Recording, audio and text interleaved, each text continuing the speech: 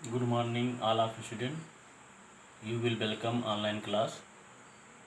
Today, you will discuss another classification of acids.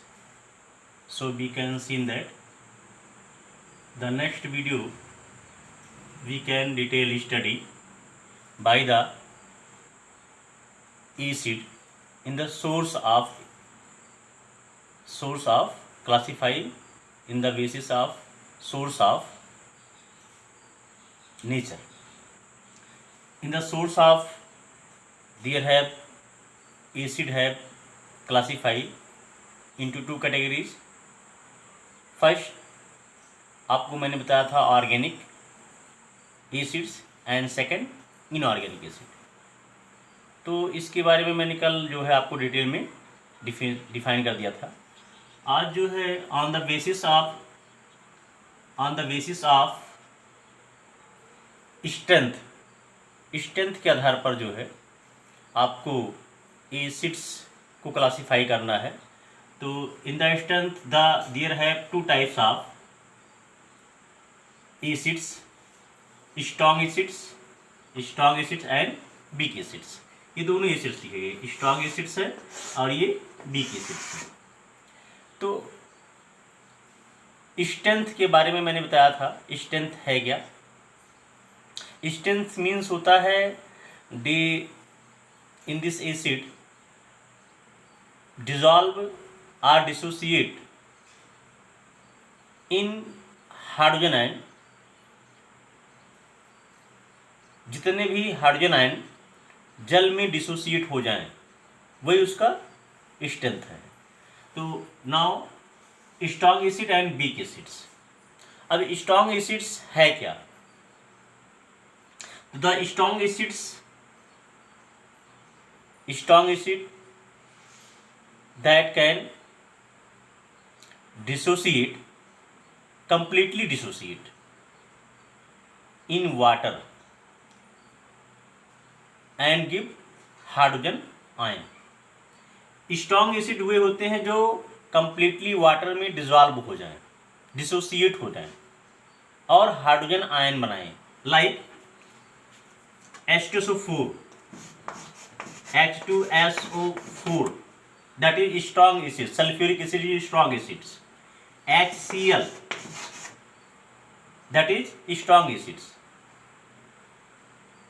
because H2SO4 अगर इसको हम aqueous solution में डिजॉल्व करते हैं तो ये जो है 2H प्लस आयन कंप्लीट रूप में 2H प्लस आयन प्लस SO4 माइनस आयन में डिसोसिएट हो जाता है। That is completely dissociates in water. ये वाटर में पूर्णतया डिसोसिएट हो जा रहा है। So that is strong acids. Like other hand weak acids these acids that can that dissociate partially dissociate होता है in a water and give hydrogen ion. Hydrogen ion तो दे रहा है भी, लेकिन ये पार्शली रूप में। लाइक कार्बोनिक एसिड जो है acetic acid, carbonic acid H2CO3 that is carbonic acids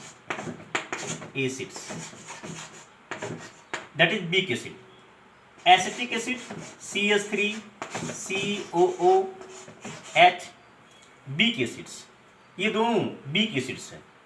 और जब weak acid डिसोसिएट होता है, देखिए मैंने लिखा है एग्जाम्पल के रूप में एसिटिक एसिड CH3COOH, ये एसिटिक एसिड्स है। ये डिसोसिएट होता है तो रिवर्सिबल एक्वस सोल्यूशन में जैसे इसको हम डालते हैं एक्वस सोल्यूशन में, ये रिवर्सिबल होता है। मतलब H प्लस आयन तो बनेगा प्लस CH3COO माइनस आयन, लेकिन ये पार्शली रूप में है, ये कंप्लीटली डिसोसिएट नहीं हो रहा है, पार्शली हो जाता है। क्यों? क्योंकि उसमें H आयन भी हो सकते हैं, हाइड्रोजन आयन भी हो सकते हैं, एसीटेट CH3CO- आयन भी हो सकते हैं, और अनडिजॉल्व अनडिसोसिएट्स एसिटिक एसिड भी हो सकता है। तो that can be weak acids. इसे हम क्या कहते हैं, इसको वीक एसिड्स कहते हैं। तो ये on the basis of reference के आधार पर दो प्रकार के बताए गए, एक स्ट्रॉन्ग एसिड, दूसरा वीक एसिड्स। फिर नाउ थर्ड क्लासिफिकेशन जो है वो देखिए, third classification in acid and base. इसलिए आपको हम एसिड्स के बारे में ही बता रहे हैं, केवल बेस के बारे में भी बताएंगे। तो in the classify by the base acids on the basis of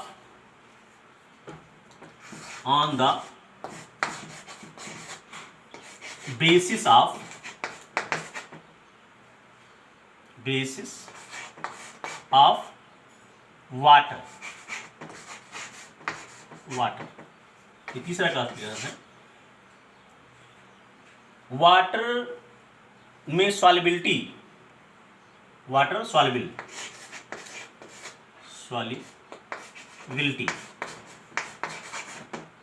solubility के आधार पर कि पानी में जितना सॉल्युबल हो जाए, तो ये जो होते हैं टू टाइप्स होते हैं। पहला होता है डाइल्यूट एसिड्स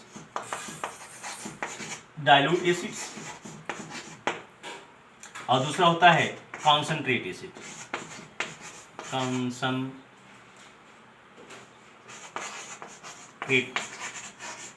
एसिड्स। दो प्रकार के होते हैं। ये जो है वाटर कंटेंट के आधार पर है, वाटर कंटेंट, सॉल्युबिलिटी नहीं, वाटर कंटेंट के आधार पर जो है, on the basis of water content they have two types of acids, dilute acid and concentrate acids. Dilute acids है क्या? डाइल्यूट एसिड्स वे एसिड्स होते हैं जिसमें एसिड्स जो है वो लेस अमाउंट में होगा और वाटर जो है हायर अमाउंट्स में होगा, उसे हम डाइल्यूट एसिड्स कहते हैं। And concentrate acid way acids होते हैं जिसमें एसिड्स की मात्रा, एसिड्स के अमाउंट्स जो हैं वो अधिक होता है और जो वाटर का कंसंट्रेशन है वो कम होता है। तो कैसे हम डिफाइन करेंगे? तो डाइल्यूट एसिड्स को हम डिफाइन करने के लिए the acids that has more amount of water. Dilute acid क्या है? The acid that have more amount of water. अधिक अमाउंट में अगर वाटर है तो वो डाइल्यूट एसिड। जैसे एग्जाम्पल के रूप में, जैसे मान लीजिए ये मैंने एक बीकर ले लिया, ये बीकर है, बीकर में मान लीजिए मैंने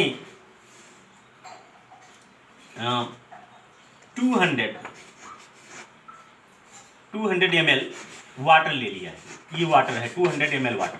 अब इसमें हम केवल ऐड कर रहे हैं only 50 ml of acid add कर रहे हैं, ठीक है। तो ये जो सोल्यूशन बना इसे कहेंगे हम क्या? Dilute solution. तो डाइल्यूट सोल्यूशन में आया कि the solution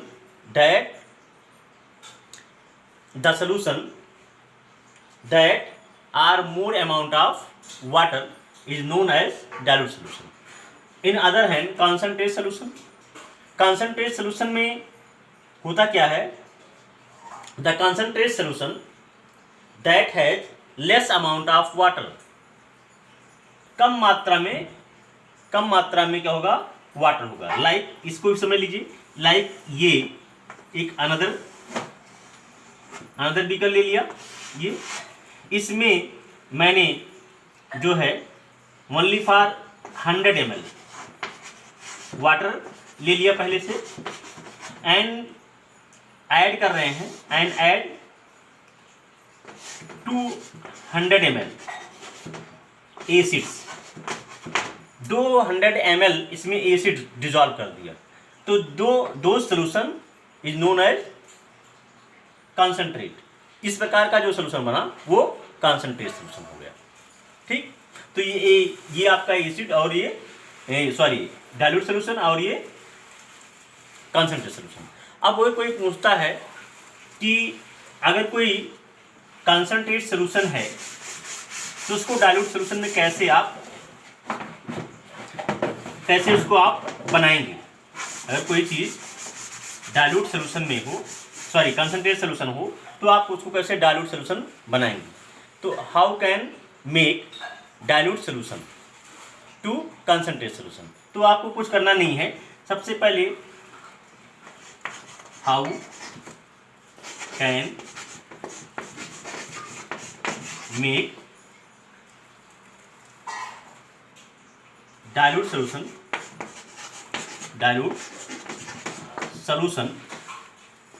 to concentrate solution. मतलब आपको कॉन्सेंट्रेट सोल्यूशन से डाइल्यूट सोल्यूशन बनाना है। तो आप कुछ करना नहीं है, उसमें सबसे पहले आप करना क्या है, प्रोसेस क्या उसका, जितना आपको डाइल्यूट सोल्यूशन बनाना है उतना ही आप उसमें वाटर मॉलिक्यूल पहले से ले लेंगे। मान लीजिए आपने 200 ml वाटर ले लिया। अब इसमें आप 25 ml एसिड्स ले रहे हैं, एसिड्स ऐड कर रहे हैं इसमें। और ये जो एसिड्स ऐड करेंगे, क्यों ऐसा करना है, क्योंकि अगर हम कॉन्सेंट्रेट एसिड्स में अगर हम वाटर डिजॉल्व करेंगे तो एक्सोथर्मिक रिएक्शन है, बहुत मात्रा में ऊर्जा निकलेगी उसमें, बहुत ज़्यादा, हो सकता है उसमें आग भी लग जाए। इसलिए जो है ऐसा नहीं करेंगे। तो इसको करने के लिए क्या करते हैं, हम एक कंटेनर ले लेते हैं। कंटेनर में पहले से हम क्या ले लेते हैं, वाटर ले लेते हैं, जितना हमें डाइल्यूट करना है, और उसमें फिर ऐड करते हैं एसिड्स। एसिड ऐड करते हैं तो जो सोल्यूशन बनेगा वो कैसा होगा, डाइल्यूट सोल्यूशन होगा। ठीक, अब देखिए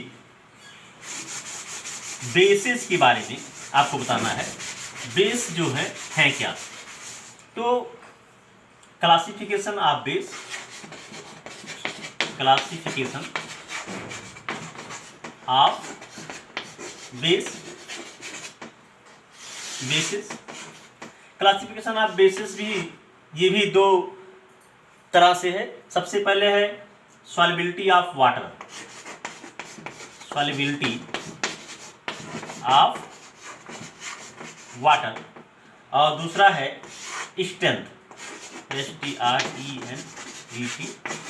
स्ट्रेंथ, स्ट्रेंथ और solubility of water. Solubility of water से अगर देखें तो जितने भी सॉल्युबिलिटी ऑफ वाटर के रूप में अगर हम इसको क्लासीफाई करते हैं तो the bases that are soluble, the bases that are soluble in water is called as alkali. अगर कोई साल्ट है, अगर वो वाटर में सॉल्युबल हो जा रहा है और जो सोल्यूशन बना वो कैसा हो, एल्कली हो, तो that is called as alkali solution. On the bases that are soluble, all the bases are not alkali but are alkali are bases। कह रहा है सभी जो एल्कली होते हैं वो बेस नहीं होते हैं, लेकिन सभी एल्कली बेसेस हो सकते हैं। Now in the classification of strength, strength के आधार पर भी ये दो होते हैं। एक होता है स्ट्रॉन्ग बेस और दूसरा होता है वीक बेस।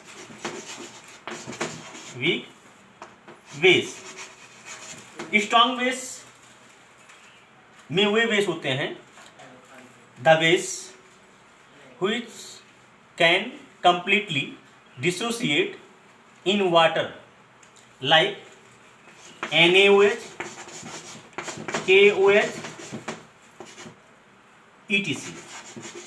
ये जो है वाटर में कंप्लीटली डिजॉल्व हो जाएंगे, that is strong acid. And weak acids that can not be dissociates are can not dissociate and are dissociate partially are known as weak base like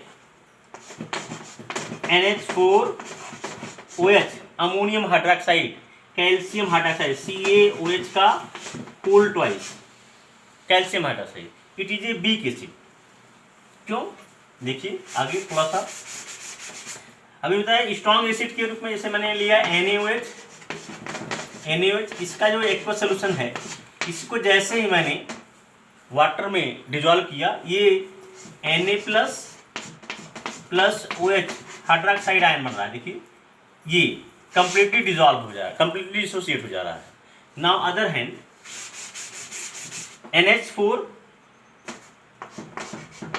NH4OH ammonium hydroxide, इसका जब aqueous solution में dissolve किया गया तो ये NH4